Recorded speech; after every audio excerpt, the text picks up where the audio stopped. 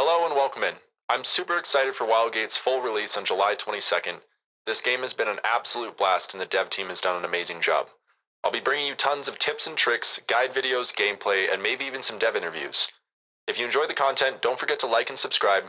We're getting closer to monetization every day. Now let's dive into those tips. Thanks. Enjoy the video. During the pre-match lobby, there are two locations that I've found that you can go to if you would like to end up on the starting camera screens. The first one's going to be in front of the main screen over here that shows you your variants, such as these characters. The second location is going to be back in the corner with what I think is a fuel silo. I'm not exactly sure what this thing is, and this angled red beam. If you kind of stand in between the two, you'll end up on camera right here. I didn't get a good shot of it, but you get the point. Your ship scanner is something that you might overlook when you first start playing this game. Scanner modules especially. At first they're really good, but once you get into the combat stage of the game, it's going to be kind of lackluster. Scanners add an extra 300 meters on your scan range, and it does stack. This is useful for scanning enemy ships without being detected, but you really want to make sure you leave somebody on the ship and get out and scan things like the Wildgate, enemy ships, and your surroundings. When you scan a location, it's going to show you what kind of loot it has, and beyond that, I also want to show you what a proper detailed scan looks like. So without further ado, let's just toss you in here for a second. I'm going to run the normal audio and show you what it looks like when you're doing a detailed scan with your eyes to see what the enemy has. One quad, ammo regen, shields, Sal's invention. That needs to be stolen. Okay. When you blow up a ship or find one blown up, every single engine will produce a turbine. Make sure you're grabbing these. These are your best method for boarding for most characters. You want lots of them. When a ship blows up, it will also produce a ship core. You want to get your hands on these as soon as possible. They give you an extra 10 health to your ship. It's also ideal to steal these before the enemy gets them. Another important thing when you're looting an enemy ship is making sure you're grabbing all of their fuel and resources. So you're going to want to make sure you grab all the ice, fuel, and ammo off the ship. As you can see, I start with 29 fuel, 19 ice, and after grabbing the ice and the fuel from the enemy ship, I end up at a grand whopping total of 49 and 45. We talked about them some, but turbines are going to become your best friend if you choose to be a boarder. There's no fuel on them. The only fuel source that you have is your oxygen. So they're a really, really good tool if you can keep your bearings in space, especially if you've already scanned a bunch of stuff. You can travel faster than a ship. You can go easily beyond 2,000 meters, especially if you stop for oxygen. So I'm just going to run this clip and show you how far you can get while we talk about this next section of tips. We're going to be going over boarding strategies and just some general tips that are going to help you with boarding, how to properly understand what you're supposed to be doing as a boarder, and some of the methods that you might want to utilize to be proficient. Right here you see I ran out of oxygen, so I stop off at a local monument to grab some oxygen. As you can see, it quickly refills my oxygen and I can get back out there. Again, there's no fuel on the turbine, so I can just keep traveling and keep stopping places for oxygen. This is when I'm flying around with a turbine in the clip before. This is 2.5 times speed just to try to speed it up, but I wanted to show you that I could manage to reach this ship that was over 2,500 meters away just by making one stop. The turbines are your best friend. One of the strongest things you can do as a boarder is take out the captain, hit the brakes, and try to lower the shields. Each ship has the same mechanics, same controls. It's going to be a little bit different, as you can see through these clips. I showed you a couple of different ships, but you're going to want to blow a hole, kill the captain, hit the brakes. If you can, lower the shields or cause some other mayhem. Generally the same thing each time. You want to find a way in, hit the brake, kill the captain, lower the shields. Another thing is invulnerability. As you can see this guy glowing, when you spawn in, you have what I think is about 2 seconds of invulnerability to make sure people can't camp your ship super hard. So keep that in mind. And again, if you have a second, maybe overload the reactor, but I'll show you why that might not be good. In this clip, you're going to see me hop on the enemy ship and overload the reactor, but first I wanted to point out security devices. You want to make sure you blow them up before you enter an enemy ship, and on the Bastion, there's always going to be one that spawns in that point. When you enter an enemy ship, the security device will announce that you entered the ship, and it will close all the doors, so you don't want that to happen. Again, once you're on the ship, maybe hit the brake, maybe lower the shields, do what you can.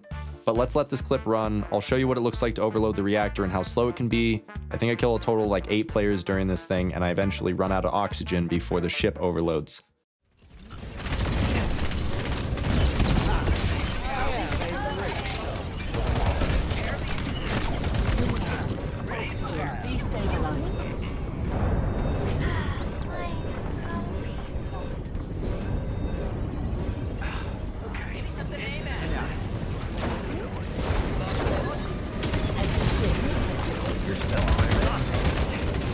Yeah, I'm still murdering. I'm schmurdering. I got overload happening.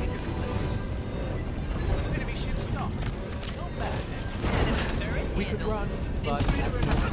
Let's pick up.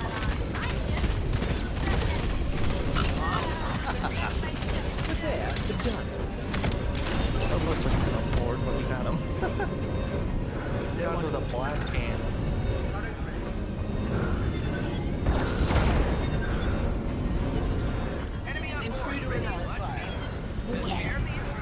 Are they really not gonna?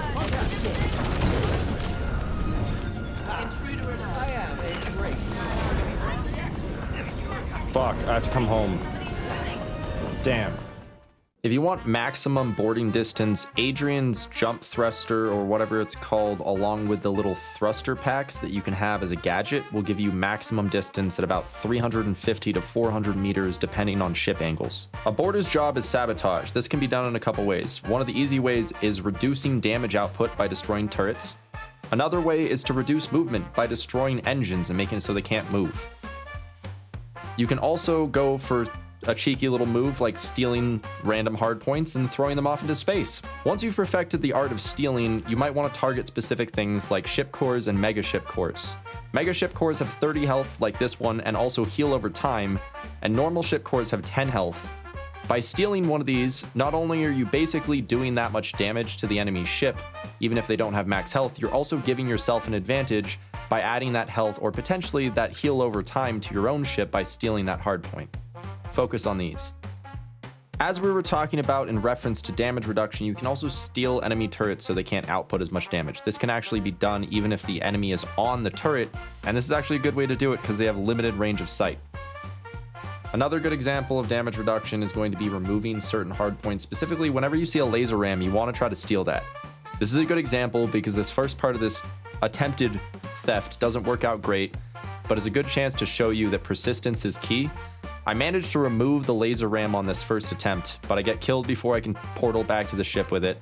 So as soon as I spawn back in, I run back because I realized they were dumb enough not to put it back. I kind of messed this up a little bit, but I managed to get my hands on the laser ram and teleport home, and we get our own laser ram. Once you get comfortable with stealing, there are two different types of bombs in the game. There's a normal bomb, which does 20, and then there's a Sal bomb trap, which does 30, if I remember correctly. I don't have the stats accessible. But you're gonna need to baby them for about 10 seconds, or until they go off. You wanna make sure that nobody can remove them. They do massive damage, and they are so fun. I wanted to put these in here because this is a good example of what good boarding looks like in my opinion. If you're chasing somebody, a really good thing to do is just go repeatedly take out their engines. If you're about to die, portal back, go back again like this. See, they still have one engine out. Go for some more engines, take out one or two more, maybe go around to the front of the ship, try to go for the engine. Right here, I managed to get inside of the cockpit. I managed to go for the brake, and I portal back to the ship. Laser rams undoubtedly were one of the most broken and fun things in beta. As you can see, the damage output on them is just insane. I without a doubt believe there's going to be a bit of a nerf to them going into full release, which I think is a good thing, but I still think they're going to be really strong if you're a good pilot and you know how to use them. So as you see me doing here, you want to put just the tip into the enemy ship. You don't want to smash into them because that'll deactivate your hard points by breaking them. So you want to just get just the tip in and hold it there. If you get a tractor beam, it's one of the best things that you can have if you already have a laser ram. You can just yoink the enemy. Rogue turrets on the map are going to drop random resources when destroyed. You can actually change colors to per team instead of being the same color, which is really helpful when you're in multi-ship battles. If you're playing as captain, having the heal drones and the anti-fire grenades is fantastic. I highly recommend it. The last section I want to go over in today's video is clamp jets. At first, I thought these things were god-awful and useless. I was so wrong. You can use them to amplify your own ship speed. You can attach them to your own ship both inside and outside, and this applies for enemy ships as well. So in this clip, you see me hop on the enemy ship, take out a couple prospectors, and use a clamp jet to cause uncontrolled acceleration. They're really useful, and not only can you attach them to ships, you can also attach them to players. So I'm going to run this next clip and show you how fun it can be. Hey Pepper, could you do me a favor? Can you grab this and put it on my back? And hit the thing. Punch it. Thank you.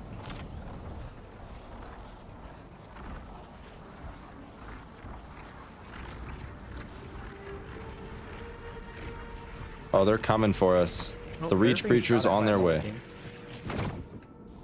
As you see in that clip, you can put a clamp jet on your teammate or even an enemy's back. You can send somebody about 500 meters across open space with one clamp jet.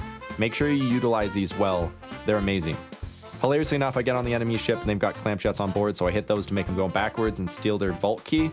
But I want to leave you guys with the funniest thing I found during all of beta, so here you go. We have an unsuspecting victim here. So it's on him. He doesn't know that it's on him. Feel free to punch it whenever you want.